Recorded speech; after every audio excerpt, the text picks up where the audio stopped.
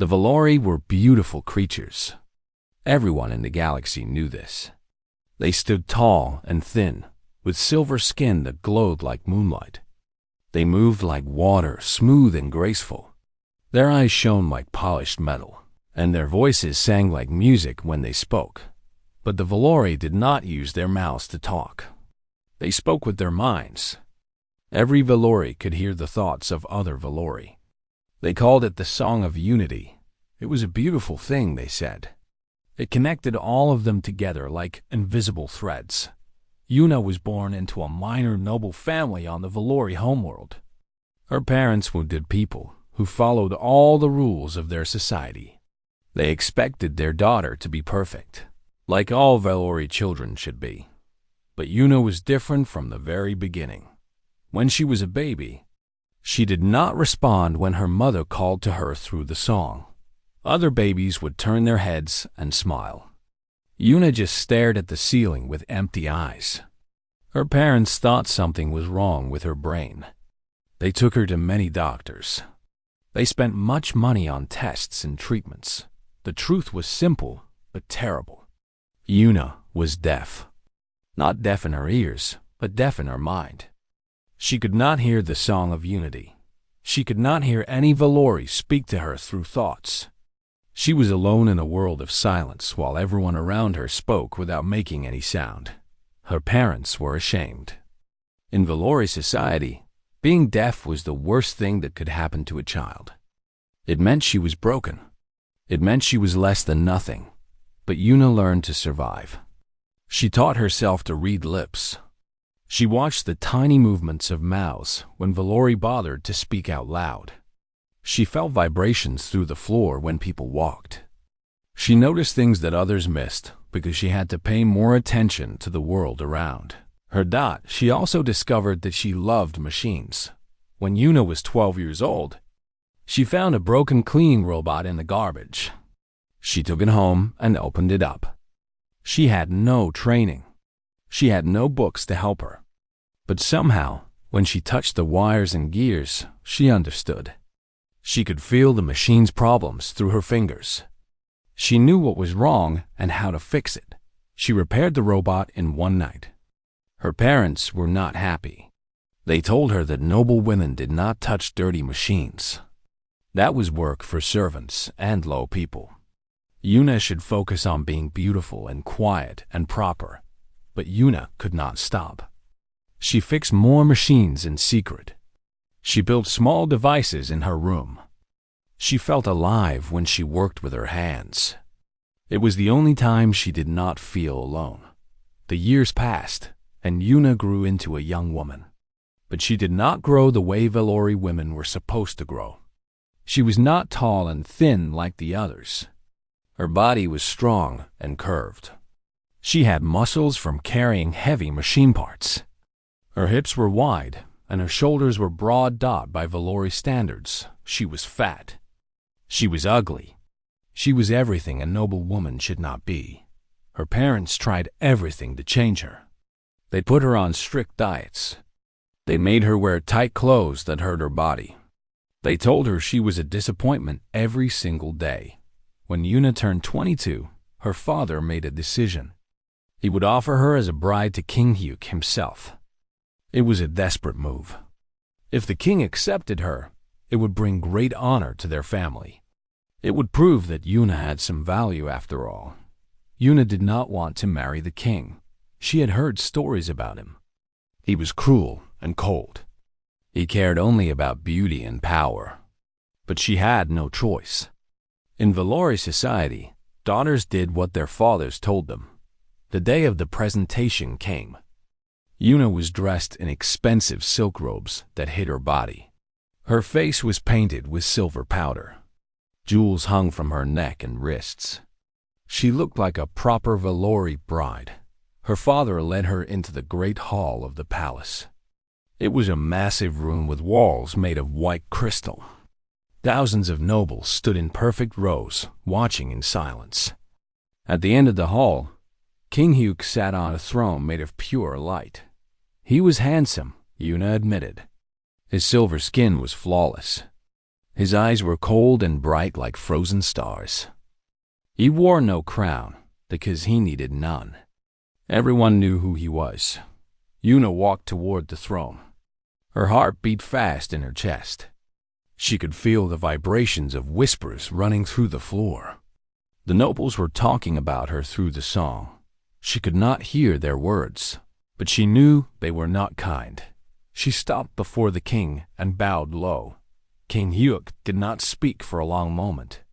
He simply stared at her with those cold eyes.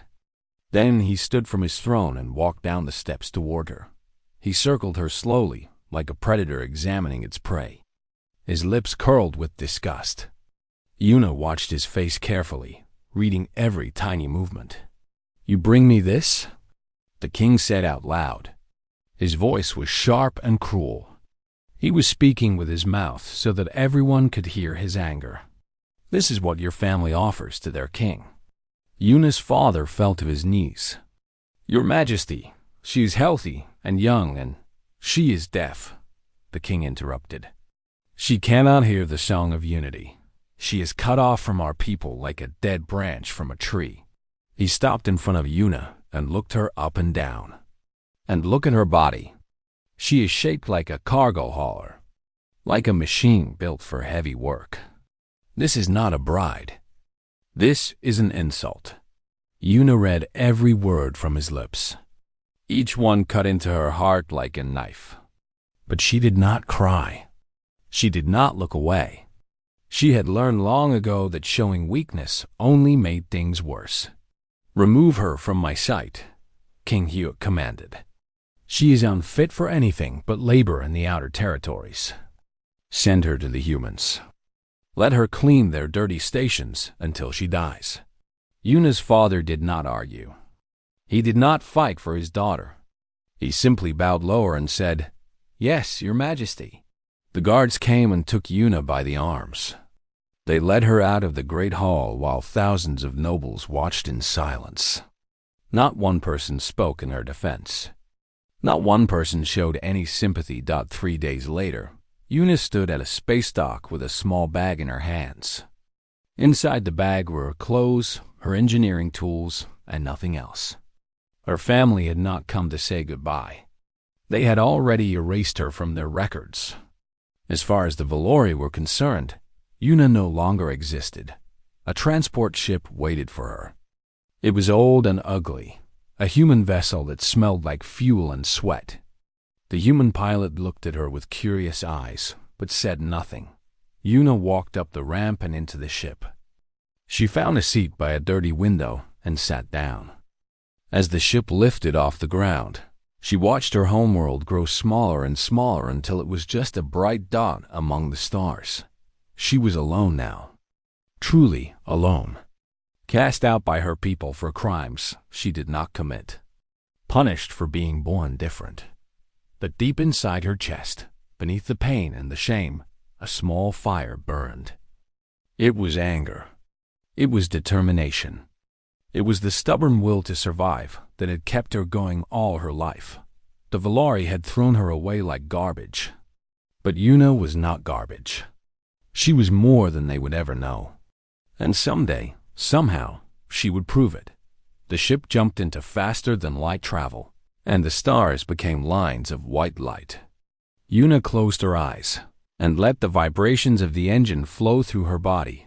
She was going to a human station at the edge of known space. She did not know what waited for her there. But she knew one thing for certain. She would never let anyone make her feel worthless again. Outpost 17 was nothing like the Valori homeworld. It was not beautiful. It was not elegant. It was not clean or quiet or graceful. It was a massive metal structure floating in the dark emptiness of space. Rust covered its outer walls. Strange sounds echoed through its corridors at all hours. The air inside smelled like oil and recycled oxygen, and too many bodies living too close together. Yuna stepped off the transport ship and looked around. Humans walked past her without stopping. They were short and strange-looking, with their soft pink and brown skin and their small round ears. They made noise constantly. They talked and laughed and shouted at each other. Their heavy boots stomped on the metal floor, creating vibrations that Yuna could feel through her entire body. It was overwhelming. It was terrifying. It was completely alien. A woman with tired eyes and gray hair approached Yuna. She held a datapad in her hands and looked at it with a frown. "You the Valori?" she asked. Her voice was rough and direct. Yuna nodded. She pointed at her ears and shook her head to show that she could not hear properly. Then she made a gesture toward her own lips. The woman understood. She spoke more slowly and clearly. "I am High One. I run this station. You will work here now." Yuna nodded again. She pulled out a small screen from her bag and typed quickly. She showed the message to High One. "I can read lips. I understand you. What is my job?"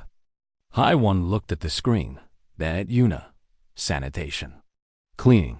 You start tomorrow." She pointed down a long corridor. "Your room is that way. Number 47. Small but private." She did not ask if Yuna had any questions. She did not offer any comfort or welcome. She simply turned and walked away, already looking at her datapad again. Yuna picked up her bag and walked down the corridor. Humans passed her on both sides, going about their busy lives. Some of them glanced at her with curiosity. A real Valori was rare on a station like this. But nobody stopped to talk to her. Nobody seemed to care. Her room was tiny. Just a bed, a small desk, and a bathroom no bigger than a closet. The walls were gray metal, and the light flickered sometimes. There was a small window that showed only stars. Yuna sat on the bed and let out a long breath. This was her home now. This ugly little box in a station full of strange aliens. She unpacked her bag slowly. She put her clothes in the small storage space under the bed. She placed her engineering tools on the desk. Looking at them made her feel a little better. These tools were her friends. They had never judged her or hurt her. The next morning, Yuna began her work. She cleaned floors. She emptied garbage containers. She scrubbed toilets and recycled waste. It was dirty, hard work that made her muscles ache. The other workers ignored her. They were mostly humans with a few aliens from other species mixed in. They all had their own problems and their own lives. They did not have time to worry about a deaf Valori who could not speak. Yuna did not mind the silence. She was used to it. She worked hard and kept her head down and tried not to cause any trouble. But she noticed things every day. As she walked through the station, she felt vibrations through the floor. Not just footsteps. There were deeper vibrations. Stronger ones. The station itself was shaking in ways it should not shake. Yuna had spent her whole life feeling vibrations. She knew machines like she knew her own heartbeat. And she knew that something was very wrong with this station. The reactor was unstable.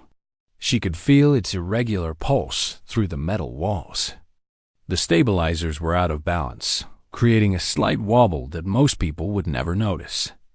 Power was leaking from damaged conduits somewhere deep in the station's core. Nobody else seemed to know. The humans went about their daily lives, unaware that their home was slowly dying around them. Yuna wanted to tell someone. But how? She could not speak. She could barely communicate. And who would listen to a cleaning worker anyway? For weeks, she stayed quiet. She did her job and collected her small payment and ate her meals alone in her room. But every day, the vibrations got worse. Every day, the station moved closer to disaster. One night, Yuna could not sleep. The vibrations were too strong. She lay in her bed and felt the station groaning around her like a sick animal. She made a decision. She got out of bed and put on her work clothes. She grabbed her bag of tools and left her room. The corridors were mostly empty at this late hour. Only a few night workers walked past, too tired to pay attention to a Valori with a bag. Yuna followed the vibrations. She walked through corridors and downstairs and through maintenance hatches. She went deeper and deeper into the station until she reached a heavy door marked Engineering Bay. Authorized. Personnel only. She should not go inside.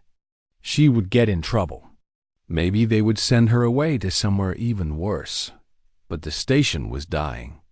People would die if nobody fixed it. Yuna opened the door and stepped inside. The engineering bay was large and messy. Machines and tools covered every surface. Screens showed warning messages in red letters. In the middle of all this chaos, a man stood with his back to her. He was human, broad and strong, with dark hair that stuck up in all directions. His clothes were covered in grease and oil. He was hitting a console with his hand and shouting words that Yuna could not read from this angle. The console sparked and smoked. The man jumped back with a curse. Yuna walked closer. Her feet made no sound on the metal floor. The man did not notice her until she was right behind him. He turned around fast, his eyes wide with surprise. Yuna saw his face clearly now. He was not young, maybe 40 years old.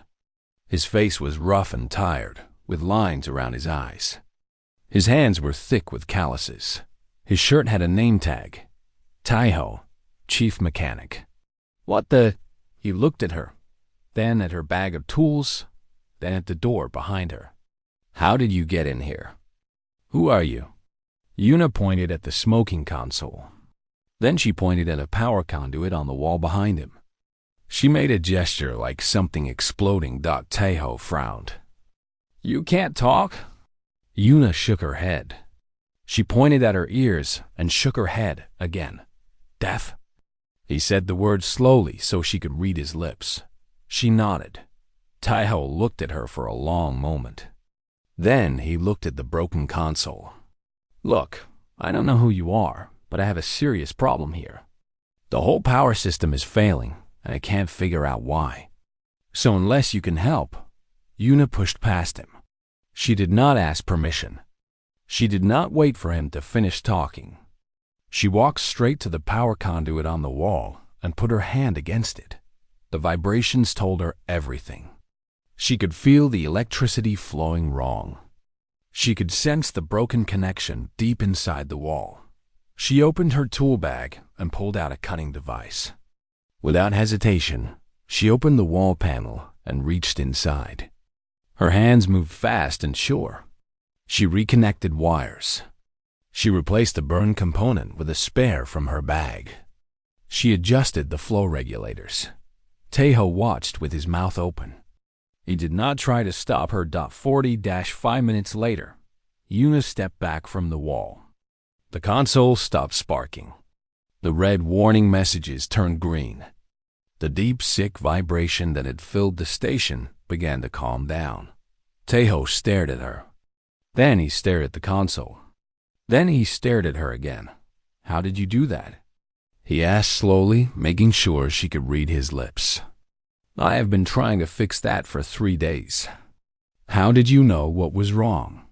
Yuna typed on her small screen and showed him. I felt it. The vibrations.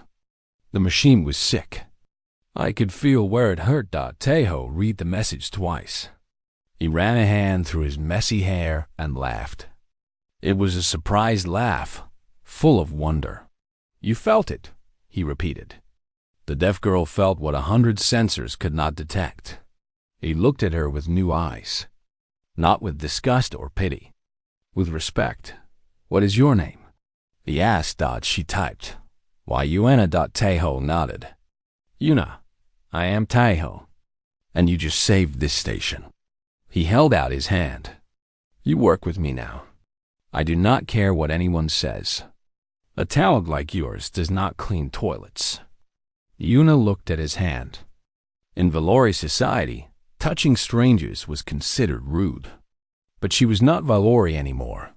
She was something else now. She took his hand and shook it. For the first time in many years, someone was looking at her like she mattered. For the first time, someone saw past her broken ears and her wrong-shaped body and saw what she could actually do. Yuna did not smile. She had forgotten how, but something warm grew in her chest. Something that felt almost like hope. The station hummed around her, stable and calm. And for the first time since she had arrived, it felt almost like a home. The months that followed changed Yuna in ways she never expected. Taeho kept his promise. The very next morning, he went to High One and demanded that Yuna be transferred to the engineering team. High One was not happy about it. She said that Yuna was assigned to sanitation. She said that the Valori Empire had sent her to do low work, not skilled work. Taeho did not care. He showed High One the repair logs from the night before. He showed her the data that proved the reactor had been failing. He showed her that a deaf cleaning worker had fixed what his entire team could not. High One looked at the data for a long time. Then she looked at Yuna, who stood quietly in the corner of the room. "Fine," she said finally. "She works with you. But if she causes problems, she goes back to sanitation." Yuna did not cause problems. She caused solutions. In her first week on the engineering team, she found 3 hidden faults in the station's life support system. In her second week, she rebuilt a water recycler that had been broken for 2 months.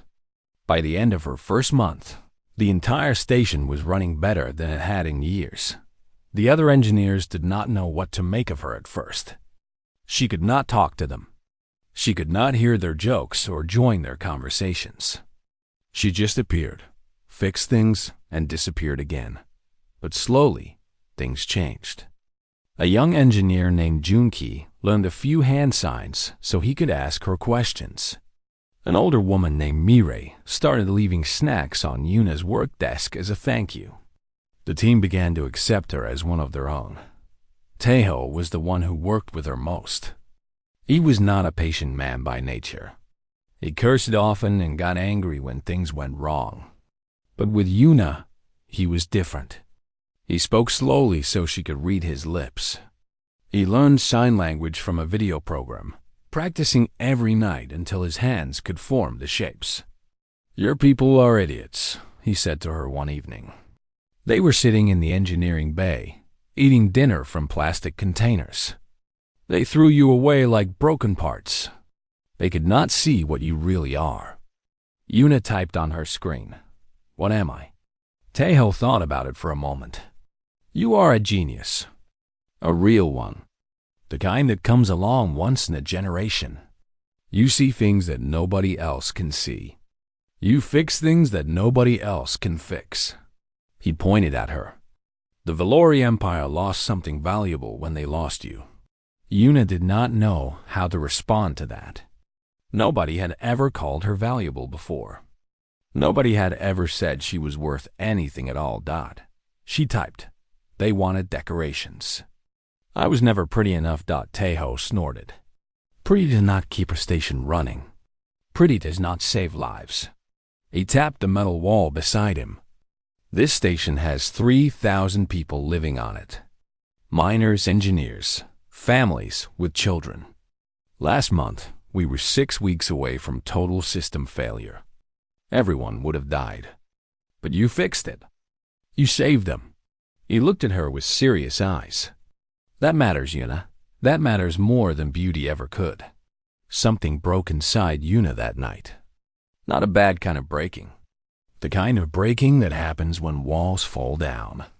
The kind that lets light into dark places. She had spent her whole life being told she was wrong. Wrong body. Wrong ears.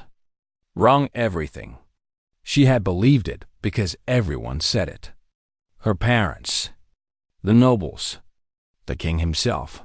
But here, on this ugly human station, a grease-covered mechanic was telling her she mattered. And for the first time, she was starting to believe it. The weeks turned into months. Yuna grew stronger in ways she had never expected. Not just in her skills, but in her heart. She walked taller. She looked people in the eyes. She stopped apologizing for taking up space. The humans taught her many things. They taught her that loud was not always bad. That mess was sometimes a sign of hard work. That a person's value was measured by what they did, not by how they looked. They also taught her something she had never learned from the Valori. How to have fun. Junkie introduced her to human card games. She could not hear the players talking, but she could read their faces. She became very good at knowing when people were lying. She won so many games that the other engineers stopped playing with her. Myre taught her to cook human food. It was strange at first. Valori food was bland and colorless, designed to keep bodies thin.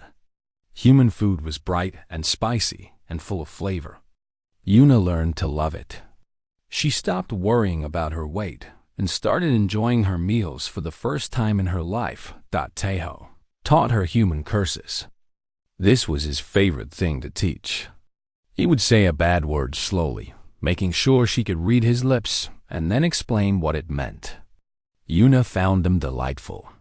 Human insults were so creative and colorful compared to the cold, formal insults of the Valori. But mostly, Teho taught her how to be proud. You do not need to hide, he told her one day. You do not need to make yourself small. You are good at what you do. Let people see it. Yuna started to let people see it. Word spread about her. The deaf Valori engineer at Outpost 17. The one who could feel machines talking. The one who fixed the UNFIXABLE. Captain Wu Jin was one of the first outsiders to hear the stories. He was a freighter pilot who delivered supplies to the station every month. He was an older man with gray in his hair and scars on his hands. He had been flying ships for 30 years and had seen many strange things. When his ship developed a problem that his own mechanics could not solve, he asked if the stories about Yuna were true. Teho brought her to the docking bay. The freighter was a large, ugly vessel with more patches than original parts. Its engine made a terrible grinding sound that Yuna could feel through the floor. She spent 4 hours inside the ship's engine room. When she came out, covered in grease and dust, the grinding was gone. The engine ran smooth and quiet for the first time in years. Captain Woojin looked at her with wide eyes. How much do I owe you? Yuna shook her head and typed, no charge. Just tell me what was wrong so I can learn from it. The captain laughed. It was a good laugh, warm and genuine. Best mechanic in 3 systems, he said. And humble too. I like this one. He turned to Teho. You better treat her well, or I will steal her from my crew. After that, Captain Woojin requested Yuna specifically whenever a ship needed repairs. He spread her name to other pilots and captains. Soon, ships from across the sector were making stops at Outpost 17 just to have her look at their engines. Haiwan noticed. She called Yuna to her office one afternoon. You are making this station money, she said. Her tired face showed something that might have been a smile. Ships are paying to dock here now. They want the Valori engineer. Yuna typed, I am just doing my job. You are doing more than that. Haiwan slid a document across her desk. I am promoting you. Chief Assistant Engineer. It comes with better pay and better rooms. Yuna stared at the document. On the Valori homeworld, she had been nothing. Less than nothing. Here on a human station, she was being promoted. She signed the document with a hand that only shook a little. That night, she moved into her new room. It was twice the size of her old one, with a real window that showed the stars clearly. She had a proper desk for her tools and a bed that did not make her back hurt. She sat by the window for a long time, watching the lights of ships move through the darkness. Somewhere out there, far away, was the Valori homeworld. Somewhere out there was a king who had called her worthless. She wondered what he would think if he could see her now. She wondered if he would even care. The truth was, it did not matter anymore. The opinion of King Hyuk meant nothing to her now. The opinions of the nobles and her parents and everyone who had hurt her meant nothing. What mattered was this station. These people. This strange, loud, messy human family that had accepted her when her own people had not. Yuna touched the cold glass of the window. The stars blurred as tears filled her eyes. She had not cried in years. She had taught herself not to. Crying was weakness, and weakness was punished. But here, alone in her room, she let the tears fall. They were not tears of sadness. They were tears of something else. Something she was only beginning to understand. For the first time in her life, Yuna felt like she belonged somewhere. For the first time, she felt like she was home. The Valori ship appeared without warning. Yuna was in the engineering bay when she felt it. A new vibration in the station's docking systems. A heavy ship connecting to the main port. She looked up from her work with a frown. Taeho noticed her expression. "What is wrong?" She typed quickly. "Something big just docked. Very heavy. Not a normal freighter." Before Taeho could respond, an alarm sounded through the station. Red lights flashed in the corridors. A voice came over the speakers, speaking in the flat tone of an emergency announcement. "Attention, all personnel. A diplomatic vessel from the Valori Empire has arrived. All non-essential staff should return to their quarters." This is not a drill. Yuna's blood went cold. The Valori Empire. Here. After all this time, Taeho grabbed her arm. "Come on. We need to get you somewhere safe." But it was too late. Soldiers were already entering the engineering bay. They wore the silver armor of the Valori Royal Guard. Their faces were hidden behind smooth metal masks. They moved without sound. Like ghosts made of metal. Behind them walked a figure that Yuna recognized immediately. King Hyuk had not changed. He was still tall and beautiful, with silver skin that glowed in the harsh station lights. He wore robes of pure white that seemed to float around him. His cold eyes scanned the room until they found her. "There she is," he said. His voice was the same, sharp and cruel and empty. "The defective one." Taeho stepped in front of Yuna. His body was tense, ready to fight. "Who the hell are you?" King Hyuk looked at him like he was looking at an insect. "I am the ruler of the Valori Empire. And that creature behind you belongs to me. She does not belong to anyone." Taeho did not back down. "She is a station engineer, a member of my team." The king smiled. It was not a nice smile. "She is Valori. She was born on our world, from our blood. Her little adventure here is over." He looked past Taeho to Yuna. "You will return with me. The Empire requires your skills." Yuna stepped out from behind Taeho. She stood straight and tall, the way he had taught her. She was not the same scared girl who had been dragged from the palace 2 years ago. She typed on her screen and showed it to the king. "Why? You said I was unfit for anything. You said I was shaped like a cargo hauler." King Hyuk's beautiful face twisted with annoyance. "The situation has changed. One of our military stations has suffered system failures. Our best engineers cannot repair it. But I have heard stories about a deaf Valori who works miracles for humans." He spread his hands. "I am willing to forgive your defects if you serve the Empire." Yuna read his words. She understood what he was really saying. He did not care about her. He did not forgive anything. He just needed her skills, and he expected her to come crawling back like a grateful dog. She typed. No doubt the king's eyes narrowed. "No?" She typed more. "You threw me away. You sent me here to die. But I did not die. I found a place where people see my worth. I will not leave it to serve someone who treated me like garbage." King Hyuk's face became cold and hard.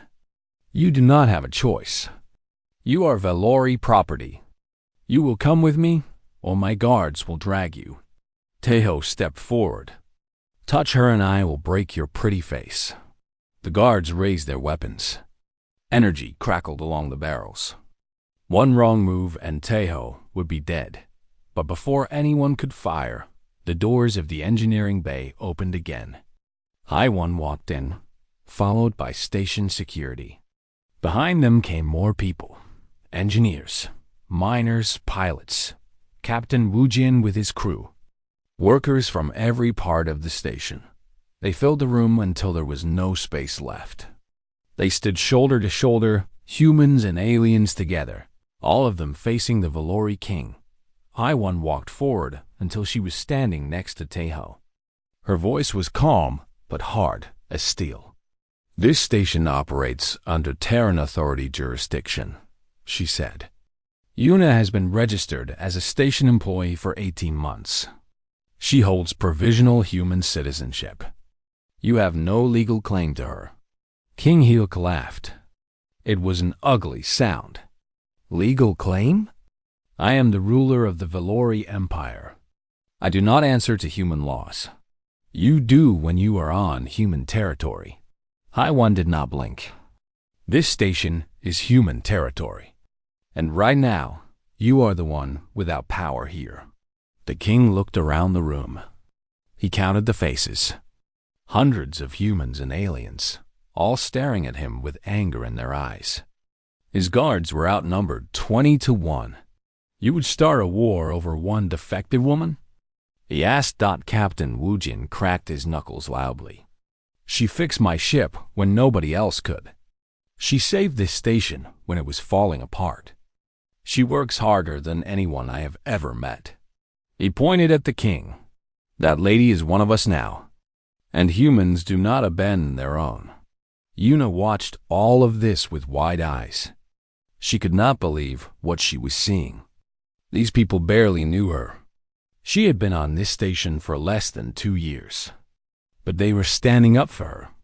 They were ready to fight for her. This had never happened before. In her entire life, nobody had ever stood up for her. Her parents had let the king insult her. Her sister had stayed silent. The nobles had watched and done nothing. But these humans, these strange, loud, messy humans, they were willing to face the ruler of an empire for her sake. She felt something hot and tight in her chest. She pushed through the crowd until she was standing at the front, right beside HFY and Tejo. She typed on her screen and held it up so the king could see. "I am no longer Valori. I am crew of Outpost 17. These are my people now." King Hyuk stared at the screen. His face showed emotions that Yuna had never seen on a Valori before. Confusion, anger, and underneath it all, something that might have been fear. He had expected her to be grateful. He had expected her to crawl back to the Empire like a beaten animal. He had never imagined that she would refuse. He had never imagined that humans would care about someone like her. "This is not over," he said finally. His voice was still cold, but there was a crack in it now. "You may hide behind these primitives for now, but the Empire remembers. We never forget those who betray us." Yuna typed, "I did not betray you. You abandoned me." There is a difference. The standoff continued for 3 more hours. Messages were sent back and forth between the station and Valori diplomats. Lawyers from the Terran Authority were contacted. Threats were made and countered. In the end, the Valori had no choice. Starting a war with humanity over one engineer would be political disaster. Other species were watching. Other empires were waiting to see what the Valori would do. If they attacked a human station over something like this, it would make them look weak and foolish. King Hyuk ordered his guards to lower their weapons. He looked at Yuna one last time, his silver eyes burning with cold hatred. "You will regret this," he said. "You will spend the rest of your life regretting this." Yuna met his gaze without flinching. She typed, "I have spent my whole life regretting being born Valori. At least now I have something to be proud of." The king turned and walked out of the engineering bay. His guards followed behind him. The Valori ship disconnected from the station and flew away into the darkness between stars. When the ship was finally gone, The tension broke like a wave hitting rocks. People cheered. They hugged each other and laughed. Someone started playing music through the station speakers. Tae-ho turned to Yuna. His face was tired but smiling. "You did good," he said slowly, making sure she could read his lips. "You stood up to a king. That takes courage." Yuna typed, "I learned from humans." He laughed and put a heavy hand on her shoulder. "No, that courage was always inside you. We just helped you find it." Captain Wu Jin pushed through the crowd with bottles in his hands. "Enough talking," he shouted. "Tonight we celebrate. The Empire sent a king, and we sent him running home." The engineering bay erupted into a party. More people arrived with food and drinks. The music got louder. The floor vibrated with dancing feet. Yuna stood in the middle of it all, surrounded by people who had chosen to protect her. She could not hear the music, but she could feel it through her bones. She could not join the conversations, but she could see the joy on every face. Mirai handed her a drink and said something that made everyone around them laugh. Jian Qi tried to teach her a human dance that looked completely ridiculous. Haiwan even smiled, a real smile, for the first time that Yuna had ever seen. And through it all, Yuna felt something she had never felt before. She felt free. The Valori had tried to take her back. They had failed. She was not their property anymore. She was not anyone's property. She was Yuna, Chief Assistant Engineer of Outpost 17. She was a member of a human crew. She was valued and protected and wanted. She was finally truly home. The party lasted until the station's artificial morning. People drank and danced and celebrated until they could barely stand. Then they slept wherever they fell, curled up on benches and floors and in corners of hallways. Yuna did not sleep. She left the party quietly and made her way to the observation deck. It was a small room at the top of the station, with windows that looked out into endless space. Usually, it was crowded with people watching the stars. Tonight, it was empty. She sat on the cold floor and pressed her hand against the glass. The stars stretched out in front of her, millions of tiny lights in the darkness. Somewhere out there, far beyond her sight, was the Valori homeworld. Somewhere out there was the palace where she had been rejected. Somewhere out there was the family that had forgotten her. She did not feel sad when she thought about them now. She felt something else. Something like pity. They would never know what they had lost. They would never understand what they had thrown away. They were trapped in their perfect, beautiful world, and they could not see anything beyond it. But Yuna could see. She could see the whole universe now. The door behind her opened. She felt the vibration through the floor, but did not turn around. She knew who it was before he sat down beside her. Tae-ho settled onto the floor with a tired groan. He was still wearing his grease-stained clothes from the confrontation. He had not slept either. They sat in silence for a while, watching the stars together. Finally, Tae-ho turned to her and spoke slowly. "You okay?" Yuna thought about the question. She typed on her screen, "Better than okay. Better than I have ever been." Tae-ho nodded. He understood. She typed more. "You asked me once what I am. You said I was a genius. A valuable thing. But that is not what I feel like. What do you feel like?" He asked. She had to think about the answer for a long moment. The words were hard to find. She typed, "I feel like someone who was put in the wrong place and finally found the right one. I feel like a machine part that did not fit in one engine but fits perfectly in another." Tae-ho read her words twice. Then he laughed softly. "That is the most engineer way of describing feelings I have ever heard."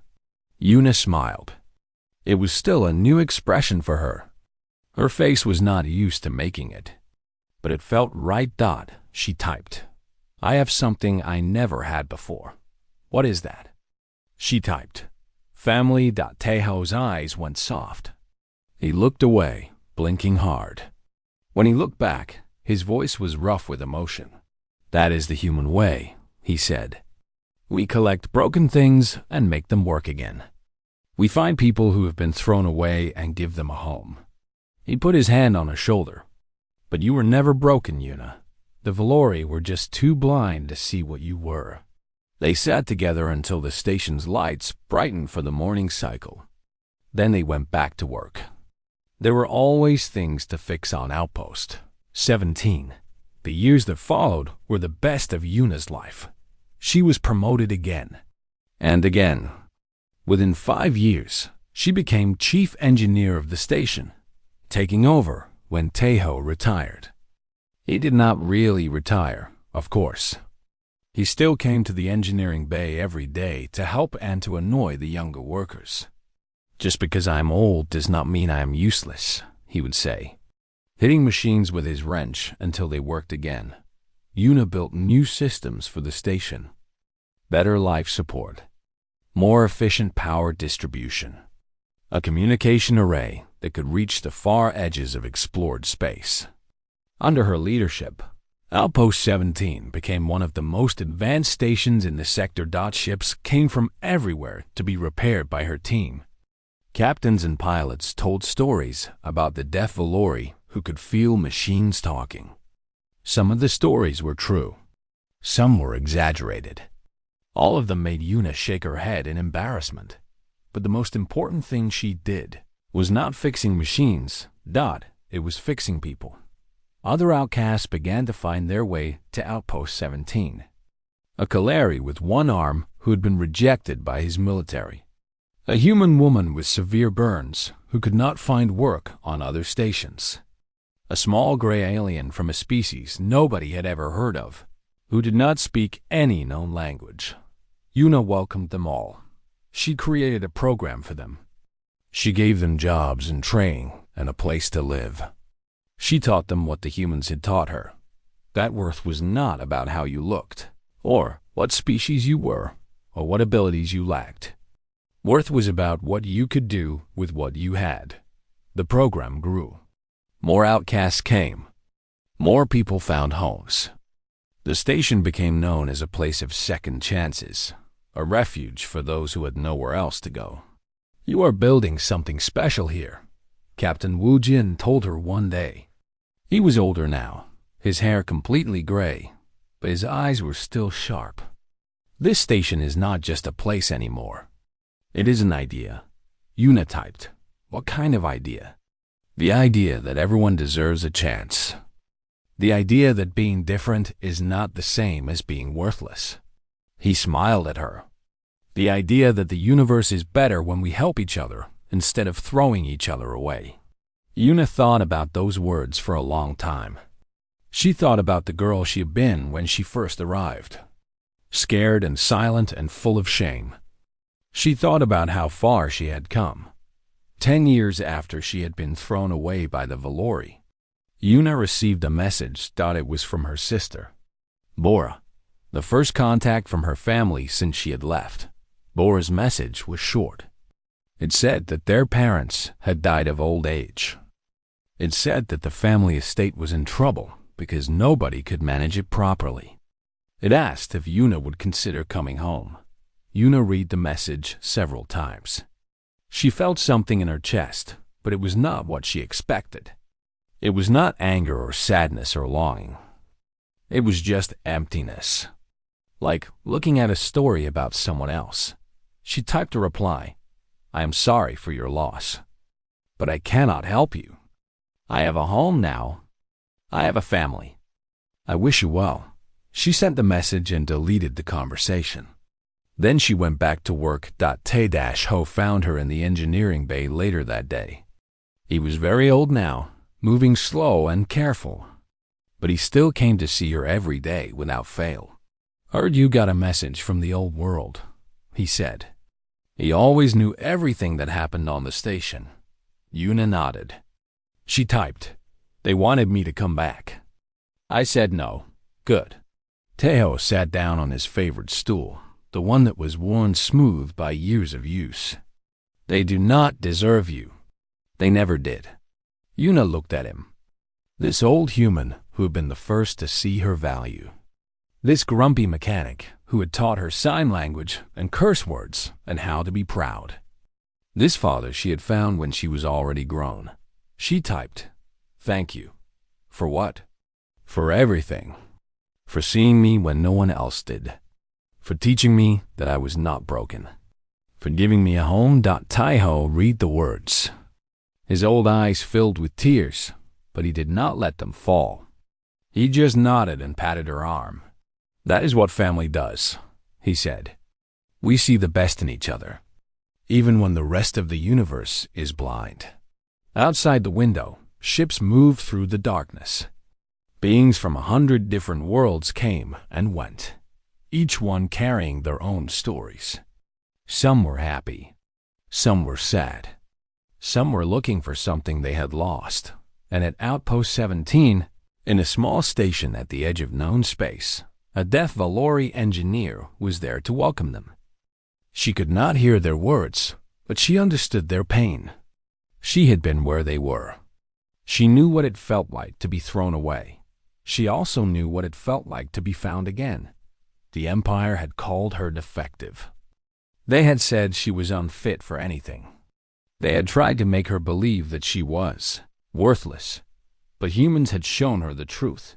Worth was not something you were born with. It was something you built with your own hands. It was something you earned through hard work and kindness and the courage to keep going when everything seemed lost. Una had built her worth from nothing. She had created a life that the Valori could never imagine. And in doing so, she had proven something important. The universe was vast and cold and often cruel. But there were places where broken things could be fixed. There were people who saw potential where others saw waste. There were homes for those who had none. You just had to find them. And sometimes, if you were very lucky, they would find you. Una stood at the window of her station, watching the stars. She could not hear the music playing in the corridor behind her. She could not hear the laughter of her crew or the hum of the engines she had rebuilt. But she could feel it all. The vibrations of a living, breathing community. The pulse of a home that loved her. And that was enough. That was more than enough. That was everything.